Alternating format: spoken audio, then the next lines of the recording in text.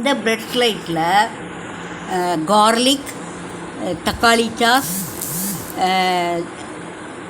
Chilli flakes, key எல்லாம் போட்டு நல்லா ஸ்ப்ரெட் பண்ணிவிட்டு, நெய்யும் ஊற்றி ஸ்ப்ரெட் பண்ணிவிட்டு, இந்த பிரெட் ஸ்லைஸ்லையும் நெய் விட்டு இது மேலே நம்ம வச்சிடுறோம். இது வந்து கார்லிக் ப்ரெட்டு. உங்களுக்கு கடையில் கார்லிக் ப்ரெட்லாம் வாங்கினா எவ்வளோ காசு வாங்குறாங்கன்னு தெரியும்.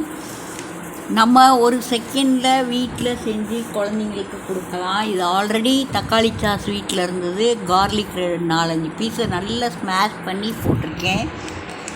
தக்காளி சாஸு, கொஞ்சம் சில்லி ஃப்ளேக்ஸு, நெய். ஸோ ஈஸியாக நம்ம வீட்லேயே செஞ்சு கொடுக்கலாம். குழந்தைங்க ரொம்ப விரும்பி சாப்பிடுவாங்க, நம்மளும் விரும்பி சாப்பிட்லாம். ஈவினிங் ஸ்நாக்ஸுக்காக நம்ம கஷ்டப்பட வேண்டாம்.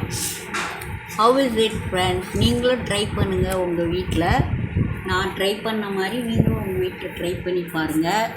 எவ்வளவு டேஸ்டியாக நல்லா இருக்கும்னு உங்களுக்கே தெரியும். என்னுடைய ஃப்ரெண்டு ஒரு பொண்ணு டெய்லி எங்கள் வீட்டுக்கு வருவாங்க. அவங்க இந்த மாதிரி ப்ரெட்டு நான் சாப்பிட்டதே இல்லையே, தெரிஞ்சிருந்தால் நானும் ப்ரெட்டு வாங்கி சாப்பிட்ருப்பேனேன்னாங்க. அப்போது தெரிஞ்சுக்கோங்க எவ்வளோ இது நல்லா இருக்குன்னு. ஈஸி மெத்தட், குயிக்காக நம்ம பண்ணலாம். அதுக்காக தான் நான் இந்த வீடியோ எடுத்து போட்டேன். தேங்க்யூ ஃபார் ஆல் வாட்சிங்.